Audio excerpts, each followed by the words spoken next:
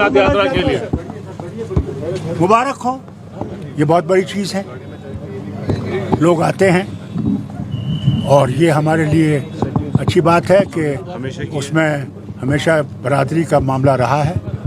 कश्मीरी ही जो है वही इनका सामान भी उठाता है, वही इनके लिए सब कुछ करता है। जो नफ़रतें वतन में पैदा की गई हैं उनको ये देखना चाहिए कि यहाँ कैसे मुसलमान और हिंदू किस तरह एक दूसरे का साथ देते हैं और वो आराम से यात्रा करते हैं। जहाँ तक इन सवालों का हमें हर साल ये मुश्किल आती है। अल्लाह का करम है, अभी तक पानी बरस रहा था तो हमें बिजली की हालत अच्छी थी।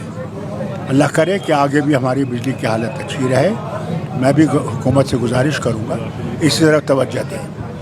पानी की स्कैर्सिटी हो जाती है मगर अभी पानी की स्कैर्सिटी इतनी नहीं है, मगर इनको ज़रूर इसकी तरफ देखना चाहिए।